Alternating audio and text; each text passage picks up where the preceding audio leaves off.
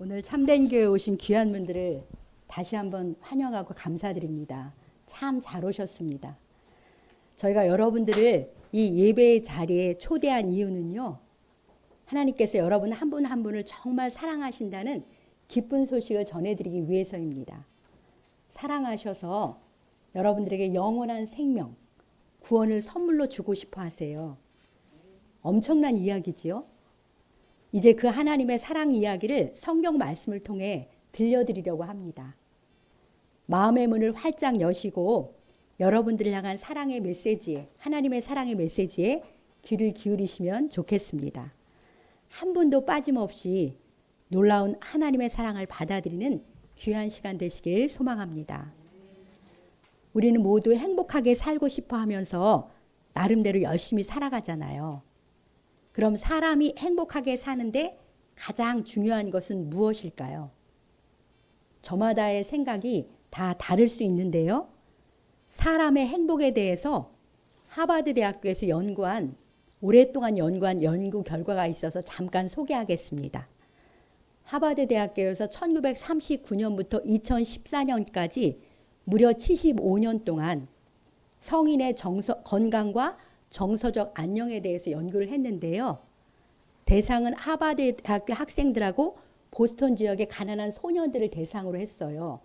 그들의 20대부터 90대까지 75년 동안 어떻게 살았는지를 연구한 통계 결과입니다. 긴 시간 동안 진행한 대단히 의미 있는 연구인데요. 그 결과에 대해서 하버드대 성인 발달 연구소장인 윌딩거 박사가 이렇게 말했습니다. 지난 75년 동안의 연구를 통해 얻은 한 가지 분명한 메시지는 좋은 인간관계가 우리를 보다 행복하고 건강하게 한다는 사실입니다. 그게 전부입니다. 이렇게 발표했어요. 한마디로 행복하고 건강하려면 좋은 인간관계를 누려야 한다는 것이죠.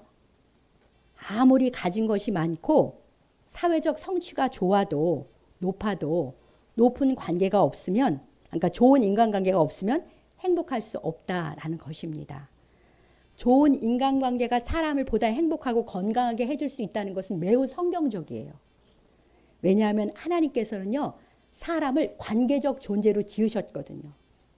처음부터 사람은 사귐을 원하는 그런 관계적 존재로 지음을 받았어요. 그래서 사람은 정말 관계가 좋아야 행복합니다.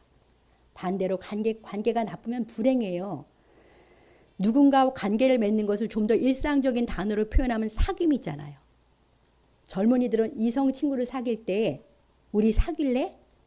이렇게 자기 마음을 표현하면서 이성에게 다가가잖아요.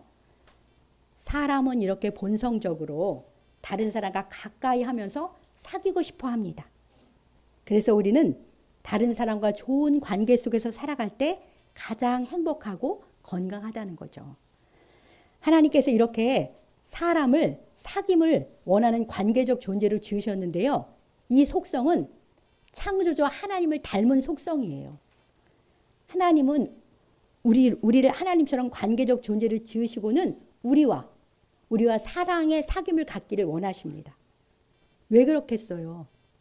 우리를 사랑하시기 때문에 하나님은 정말 우리 한 사람 한 사람과 사랑의 사귐, 참된 사귐을 나누고 싶어 하십니다. 그러니까 우리에게는 사람과의 관계만 있는 것이 아니라 하나님과의 관계도 있는 것이죠. 그 하나님과의 관계가 좋아야 우리는 진정으로 행복할 수 있습니다. 그래서 오늘 설교 제목이요, 하나님과 사랑의 관계를 맺으십시오 라는 제목이에요. 이 시간을 통해 여러분 모두가 살아계신 하나님과 사랑의 관계를 맺게 되시길 소원합니다. 제가 한 가지 질문을 드리고 싶은데요. 한번 질문에 속으로 대답해 보십시오. 현재 여러분들과 하나님과의 관계는 어떠십니까?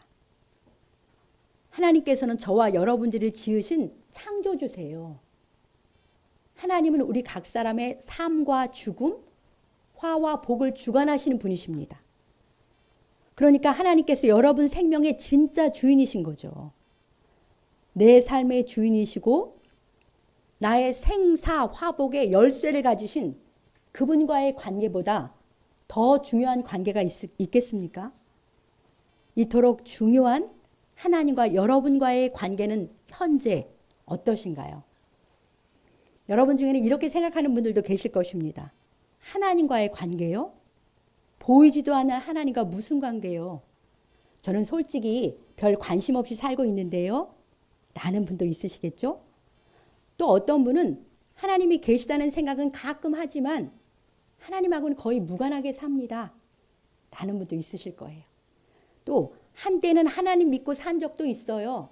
그런데 지금은 사는데 바빠서 잊고 살고 있습니다. 라는 분도 있으실 것입니다. 그렇다면 여러분과 하나님과의 관계는 지금 깨져 있고 단절된 상태입니다. 사람과의 관계가 깨져 있어도 우리 마음이 불편하고 힘들잖아요. 그런데 내 생명이 진짜 주인이신 하나님과의 관계가 깨져 있다면 우리 삶이 어떻겠습니까? 하나님께서는요, 우리의 육체의 모든 필요, 우리 영혼의 모든 필요를 공급해 주시는 생명의 공급자세요. 그런 생명의 공급자와 관계가 끊어져 있으니 우리는 항상 우리 삶에 늘 결핍이 있을 수밖에 없습니다. 하나님을 잃어버린, 하나님을 상실한 우리 영혼은요, 만족이 없고 공허해요. 영혼의 갈증과 허기짐 속에서 나를 채워줄 무언가를 늘 찾아 헤매잖아요. 이것이 하나님과의 관계가 단절되어서 하나님을 잃어버린 우리들의 상태입니다. 여러분들은 어떠십니까? 하나님과의 관계가 깨진 상태로 사는 사람은 그 누구도 참된 안식과 행복을 찾을 수가 없어요. 하나님은 우리 생명의 근원이시고 우리 생명의 공급자시거든요. 잠깐 아주 쉬운 하나님과 우리와의 관계가 얼마나 밀접한지 아주 쉬운 생각을 한번 해볼까요? 우리 모두는 지금 이 순간도요, 하나님이 공급해 주시는 공기를 마시면서 숨쉬고 있어요. 매일 하나님이 내려주시는 햇빛을 받으며 살고 있고요. 매일 맛있는 먹거리를 주셔서 건강하게 살게 하시는 분이 하나님이십니다. 생각해보면 우리의 매일 매 순간이 하나님의 은혜 아래 있지 않습니까? 그런데 그 하나님은 안 계신다고 생각하면서 하나님을 부인하고 산다면 그것이 죄가 아니고 무엇이겠습니까? 하나님의 은총을 매 순간 받고 살면서도 하나님께 감사치도 않고 하나님은 없다고 생각하면서 내가 주인이 되어서 내 마음대로 사는 것이 영적인 무지에서 오는 교만의 죄입니다. 마치 나를 낳아주시고 길러주신 부모님이요, 그 부모님 모른다 하면서 부모님과 관계를 끊고 사는 죄하고 같은 거예요. 하나님을 부정하며 사는 것은 내 모든 존재의 근원을 부정하는 것이기 때문에 무엇보다도 가장 큰 죄입니다.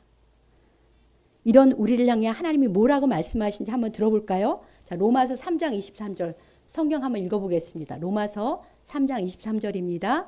모든 사람이 죄를 범하였음에 하나님의 영광에 이르지 못하더니, 네, 모든 사람, 우리 모두가 하나님을 버리고 자기 중심적으로 살아가는 죄를 범했다, 죄를 범한 죄인이다, 이렇게 말씀하십니다. 우리 모두는요, 한 사람도 유해 없이 다 하나님 버리고 내가 주인이 되어서 내 욕심을 따라 살아가는 죄인들이에요. 우리가 죄인이기 때문에 하나님의 빛나는 영광을 볼 수가 없어요. 하나님의 빛나는 영광을 깨닫지도 못합니다. 하나님은 분명 살아계시고 항상 이 자리에도 계시고 우리 곁에 계신데도 그분의 빛나는 영광을 왜 우리가 못 봅니까? 우리가 죄인이기 때문에 보지 못하는 거예요. 그래서 하나님이 이렇게 말씀하셔요. 너희는 모두 내 생명의 주인인 나를 부인하고 너희 뜻대로 너희 욕심대로 살아가는 죄인이다. 하나님이 그렇게 선언하고 계시는 거예요. 우리가 죄를 범한 죄인이기 때문에 거룩하신 하나님과 우리와의 관계가 깨져 있고 단절되어 있는 것입니다. 그것이 바로 우리의 가장 큰 불행이에요. 그런데요, 참 신비롭고 놀라운 소식이 있어요. 하나님께서 이렇게 은혜도 모르고 교만하게 자기중심적으로 살아가는 우리를 지극히 사랑하신다는 거예요. 하나님은 우리와의 관계가 깨져 있는 것을 정말 마음 아파하세요. 마치 부모가 자신을 버리고 멀리 떠나버린 자식을 애달파하면서 기다리는 심정으로 우리를 늘 기다리고 계십니다. 우리와 사랑의 관계 맺기를 원하시면서 항상 기다리세요. 참 신비로운 사랑 아닙니까? 우리가 하나님을 부인하고 살아가는 죄인임에도 불구하고 하나님께서 여전히 우리를 사랑하고 기다린다는 소식이 우리에게 정말 기쁜 소식입니다. 생각해 보십시오. 네, 처음 오신 분들은 많이 졸리신 것 같아요. 네, 졸리신 것 같은데요. 이 아주 기왕 이 자리에 오셨으니까 귀를 활짝 열고 이 하나님이 날 사랑한다는 소식을 잘 들으시면 좋겠습니다. 우리 한번 생각해 볼까요? 하나님은 아무 아쉬울 것이 없는 분이잖아요. 우리의 생사 화복을 손에 쥐고 계신 갑 중의 갑이세요. 우리는 그분 앞에 미물에 불과한 을 중의 을이에요. 갑 중의 갑이신 하나님께서 을 중의 을인 우리와의 관계가 깨진 것을 애달파하시면서 먼저 회복하고 싶어 하시다니요. 사실 관계가 깨진 책임은 우리에게 있잖아요. 우리가 교만해서 내 힘으로 산다고 착각하면서 하나님은 없다 하며 하나님을 버렸으니까요. 그런데 하나님은 뭐가 아쉬워서 우리를 찾으시며 기다리실까요? 그 이유는 하나님께서 진실로 우리 각 사람을 사랑하시기 때문입니다. 그분은 우리 각 사람을 지으셨기 때문에 우리를 변함없이 사랑하세요. 우리와 영적으로 친밀한 사귐을 가지면서 함께 동행하기를 원하십니다. 이것이 성경을 통해 보여주신 하나님의 마음입니다. 그런데 안타깝게도 하나님과 우리 사이에는 죄라는 장애물이 있어요. 우리의 죄가 하나님과 우리 사이를 가로막고 있는 장애물인 것이죠. 하나님은 거룩하시고 우리는 죄에 빠져 있으니 우리는 하나님과 사귐을 가질 수가 없습니다. 이 죄 문제를 해결받아야 거룩하신 하나님과 사귐을 나누며 영혼의 만족과 평안, 기쁨을 누릴 수 있는데요. 하나님은요, 공의로운 분이시기 때문에 우리의 죄를 그냥 넘어갈 수는 없어요. 그냥 묵과하실 수는 없습니다. 죄는 반드시 징벌하시고 심판하시는 공의의 하나님이세요. 자, 그러니 하나님 부인하고 내 욕심대로 산 우리의 교만하고 악한 죄에 대해 우리가 치러야 할 죄값이 있습니다. 자, 로마서 3장 23절 짧은데요. 함께 읽어보겠습니다. 죄의 삭은 사망이요. 네, 분명하죠? 죄의 대가는 사망, 곧 죽음입니다. 하나님을 버리고 내 중심적으로 내 욕심을 따라 산 죄의 대가로 우리 모두는 다 죽습니다. 그리고 죽은 후에는 하나님의 심판이 있어요. 한 구절을 더 읽어보겠습니다. 히브리서 9장 27절인데요. 잘 뜻을 생각해 보십시오. 한 번 죽는 것은 사람에게 정해진 것이요. 그 후에는 심판이 있으리니. 네, 분명하지요. 한 번 죽는 것은 사람에게 정해진 거예요. 아무도 피할 수가 없어요. 그리고 끝이 아니에요. 그 후에는 하나님의 심판이 있습니다. 그리고 그 심판 후에는 당연히 지옥의 형벌이 기다리고 있는 것이죠. 이것이 하나님을 부인하고 믿지 않고 내 욕심대로 산 우리 죄에 대한 하나님의 공의의 징벌입니다. 공의로우신 하나님은 우리의 죄를 그냥 묵인하실 수가 없어요.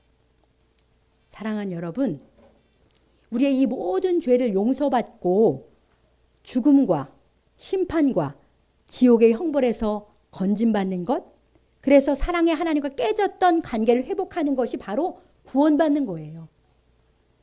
우리에게는 그 무엇보다도 하나님을 저버리고 내 중심적으로 산 죄에서의 용서와 구원이 절실합니다. 우리의 무거운 죄를 하나님께 용서받고 생명의 근원이신 하나님과 바른 관계를 회복하셔야만 우리는 참 행복을 누릴 수가 있어요. 그런데 구원이 절실하지만 내 힘과 지혜로는 구원받을 길이 없습니다. 그런데 오늘 하나님의 사랑을 전해드리려고 여러분을 모셨는데요. 정말 감사한 것은 하나님께서 우리를 사랑하시기 때문에 직접 구원의 길을 마련해 주셨어요. 친히 죄를 해결해 주셨습니다. 자, 어떻게 죄를 해결해 주셨는지 요한복음 3장 16절 오늘 본문인데요. 요한복음 3장 16절을 함께 읽어보겠습니다. 이 말씀은요. 성경에서 가장 유명한 구절이에요. 우리 한번 뜻을 생각하며 읽어보겠습니다. 하나님이 세상을 이처럼 사랑하사 독생자를 주셨으니 이는 그를 믿는 자마다 멸망하지 않고 영생을 얻게 하려 하심이라. 아멘. 하나님께서는 세상을 이처럼 사랑하시는데 세상이 누구냐면 죄인된 우리들이에요. 우리들을 너무나 사랑하셔서 자신의 독생자 하나밖에 없는 예수 그리스도를요, 우리 대신 십자가에 못 박혀 죽게 하셨어요. 예수님은 전혀 죄가 없으신 분인데 우리 죄값을 치러주시려고 우리 대신 십자가에 못 박혀 죽음의 형벌을 받으셨습니다. 죄 없으신 예수님의 죽음과 예수님이 흘리신 피로 우리의 죄값이 다 지불되었어요. 얼마나 놀라운 소식입니까? 내 죄값이 다 주님의 죽음으로 지불된 거예요. 예수님은 죽은 지 3일 만에 또 부활하셨습니다. 정말 놀라운 소식 아닙니까? 아무것도 아닌 우리와 사랑의 관계를 회복하시려고 하나님의 아들 예수님께서 우리 대신 죽으시다니요. 흠없고 거룩하신 하나님의 아들 예수님께서 우리를 위한 속죄의 양, 희생양이 되어 죽으셨습니다. 하나님께서 이처럼 우리를 사랑하시는 거예요. 죄 없으신 예수님께서 우리 죄값을 다 치르심으로 하나님의 공의도 실현되었어요. 이제 예수님의 죽으심과 부활하심으로 하나님과 우리 사이를 가로막고 있던 그 죄의 담이 허물어진 거예요. 이제 우리가 하나님께로 나가서 하나님과 사랑의 사귐을 나누며 살 구원의 길이 열린 것이죠. 십자가에서 죽으시고 부활하신 예수 그리스도가 우리 모두의 구원의 길이 되십니다. 이제 예수님을 믿기만 하면 되는 거예요. 말씀에 써 있잖아요. 이는 그를 믿는 자마다 멸망하지 않고 영생을 얻게 하려 하심이라. 이렇게 말씀하셨습니다. 믿는 자마다 죄 때문에 멸망하지 않고 영생을 얻습니다. 예수님을 믿으면요, 하나님과의 관계가 회복되는 거예요. 그래서 하나님과 사랑의 사귐을 나누며 살게 되는데요. 사랑하는 여러분, 우리와의 관계 회복을 위해서 하나님께서 치르신 값이 정말 엄청나지 않습니까? 매일 하나님의 은총을 받고 살면서도 교만하고 무지해서 하나님 부인하며 살아가는 우리들이잖아요. 그런 우리의 죄값을 예수님이 십자가 죽음으로 대신 치러주셨다는 것이 정말로 놀랍습니다. 우리 아까 읽었던 로마서 5장 8절도 동일한 말씀을 하시는데 한 번 더 읽어보겠습니다. 우리가 아직 죄인 되었을 때에 그리스도께서 우리를 위해 죽으심으로 하나님께서 우리에게 대한 자기의 사랑을 확증하셨느니라. 아멘. 잘 보세요. 우리가 여전히 죄인일 때 예수 그리스도께서 우리를 위해서 죽으셨어요. 이것이 우리를 향한 하나님의 사랑의 확증입니다. 저 십자가가 우리를 향한 하나님의 사랑의 확증인 거예요. 우리를 얼마나 사랑하셨으면 우리를 위해 자기 아들의 생명까지 내놓겠습니까? 사실 우리로서는 감히 헤아릴 수가 없어요. 측량할 수가 없는 너무나 큰 하나님의 사랑이에요. 그래서 사실 너무 크기 때문에 잘 안 와닿아요. 어떤 사람이 누굴 대신해서 뭐 죽었다 그러면 금방 와닿는데 하나님의 사랑은 너무나 크기 때문에 잘 안 와닿기도 합니다. 그러니까 우리는 그저 겸손한 마음으로 그 큰 사랑을 믿음으로 받아들일 뿐인 거예요. 우리와 사랑의 관계를 맺으시려고 그 아들의 생명까지 내어주신 하나님의 사랑을 우리는 감사함으로 그저 받아들여야 합니다. 하나님께서 지금 그분의 말씀으로 여러분들에게 자기의 사랑을 전하셨어요.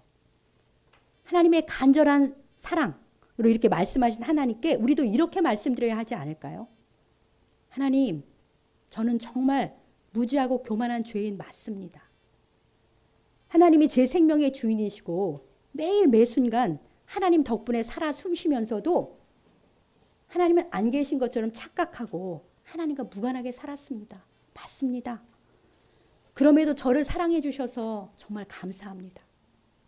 죄 없으신 예수님께서 저의 죄를 용서해 주시려고 십자가에 못 박혀 죽으시고 부활하신 것을 믿고 받아들이겠습니다. 이렇게 하나님께 기도로 이 자리에 계신 하나님께 우리가 다 화답하시길 원합니다. 이제 우리가 기쁨과 감사함으로 구원의 길이 되시는 예수님을 믿기만 하면 되는데요. 자, 요한복음 1장 12절을 한번 같이 읽어보겠습니다. 영접하는 자, 곧 그 이름을 믿는 자들에게는 하나님의 자녀가 되는 권세를 주셨으니, 하나님의 놀라운 약속이에요. 예수님을 영접하는 자, 곧 그 이름을 믿는 자, 예수님을 믿는다는 것은 예수님을 영접하는 거예요. 그런 사람들은 하나님의 자녀가 되는 권세를 주십니다. 하나님이랑 어느 정도 관계가 회복되냐면 아버지와 자녀의 관계로 회복이 되는 거예요. 깨졌던 우리의 관계가.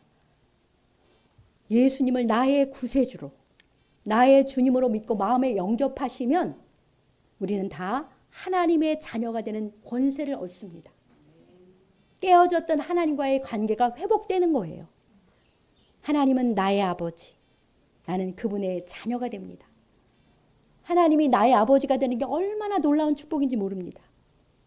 우리와 가장 중요한 관계인 하나님과의 관계가 아버지와 자녀의 관계로 변화되는 것이죠. 사랑하는 여러분, 여러분을 구원하시기 위해 죽으신 예수 그리스도를 지금 믿고 영접하시기 바랍니다. 부활하신 예수님은요, 지금 이 자리에 영으로 우리와 함께 계세요. 거룩한 성령으로 이 자리에 함께 계십니다. 이 자리에 계신 예수님께서 이렇게 말씀하세요. 자, 요한계시록 3장 20절을 마지막으로 읽어보겠습니다. 볼지어다 내가 문 밖에 서서 두드리노니 누구든지 내 음성을 듣고 문을 열면 내가 그에게로 들어가 그와 더불어 먹고 그는 나와 더불어 먹으리라. 아멘. 예수님께서 지금 말씀으로, 하나님의 말씀으로 여러분의 마음의 문을 두드리고 계시는 거예요. 지금 그분의 사랑의 음성을 들으셨잖아요. 이런 음성이죠. 내가 너의 죄를 씻기기 위해 내 대신 십자가에 못 박혀 죽고 부활한 너의 구주란다. 나를 믿고 영접하면 내 모든 죄가 용서받고 하나님의 자녀가 되는 거야. 이렇게 말씀하시면서 여러분의 마음의 문을 이 말씀으로 두드리고 계시는 것입니다. 사랑으로 간절하게 우리의 마음을 두드리고 계시는 예수님께 마음의 문을 열어드리십시오. 마음의 문을 열면 예수님께서 여러분 안에 들어오셔서 구원해 주세요. 구원을 선물로 주십니다. 지금이, 사랑하는 여러분, 지금이 예수님 믿고 구원받으실 기회인 거예요. 하나님께서는 여러분과 사랑의 관계를 회복하시기 원하셔서, 간절히 원하셔서 이 자리로 초대해 주셨습니다. 지금 이 자리에 영으로 함께 계신 예수님을 영접하십시오. 기도로 예수님을 영접하시면 됩니다. 이제 저 기도문이 있는데요. 저 기도문을 대로 저를 따라서 예수님을 영접하는 기도를 드리겠습니다. 그런데 다 같이 눈을 감고요.